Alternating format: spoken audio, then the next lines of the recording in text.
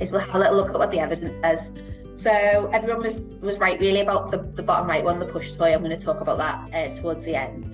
But ultimately, the evidence says there's no evidence to show that sitting or standing devices support motor skill development in any way. Motor skill development is largely influenced by opportunities for active movement, so the ability to move freely within a child's environment.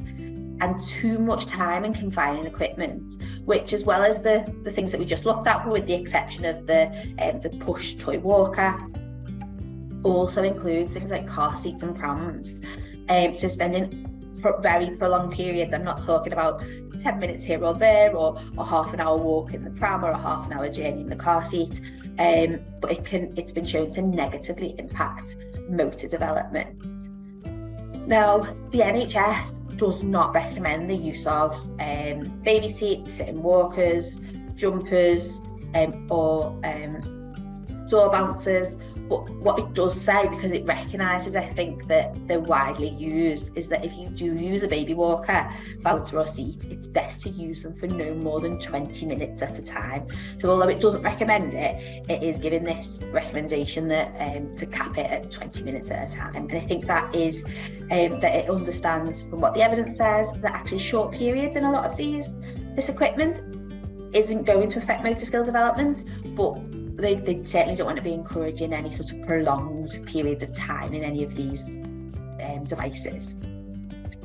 Now, if we look at seating devices in a little bit more depth, so with the baby bouncer, they're really widely used, same with the car seat. If they're used in moderation, as professionals, don't have any concern about that, but the concern about being in a reclined position for a very, very long time is that it can cause delays in development, because you're not getting those opportunities to move freely and to develop motor skills.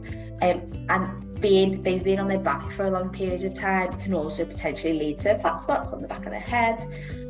And ultimately, these devices should be used for very specific activities, so what they're designed to do, so safety in the car, or meal times, but that would be more things like a high chair. With a baby bouncer, they're often the safest way to leave baby while you get a cup of tea. Again, just making sure that you're only using them for very, very short periods of time and the baby's not in them for hours and hours. Whereas with sitting devices such as the Bumbo, these can limit natural movement. So if you've ever seen a Bumbo seat, they're like bucketed, so the baby's bum is lower than their knees and legs, which puts them into what we call pelvic tilt. So they're quite restricted in that. It's not encouraging a nice posture. They're very tight, so babies struggle to turn in them. So it's limiting those natural movements, which is going to limit the progression of motor skills. And it's a particular concern when they're used with very young babies who haven't achieved or aren't developmentally ready to achieve independence with sitting. When they're used with babies that can sit and they're used to feed them or for a few minutes, and it's still not particularly, it isn't what I would recommend as a go-to, but it's not as much as a concern as if you're doing it with a child that isn't developmentally ready to sit, because it's going to prevent them from having those opportunities on the floor. And there's also been several instances with seating devices. So I pointed out that there was no straps. I think now most of them do have straps, but the ones out there without the straps, I see them regularly in nurseries and children's centres. I've seen them. So they're still around, they still exist. I think some of the instances have been where they've been placed up on a countertop. So just there are safety concerns, and I know some of them have been recalled as well. So I don't recommend the use of a Bumbo, especially the ones that put you into recline at all.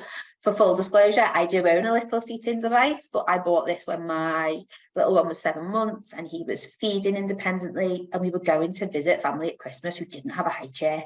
So used it very much for feeding, and very much got a seat that is slightly contoured but supports a good seated position, which I'll come on to in a moment.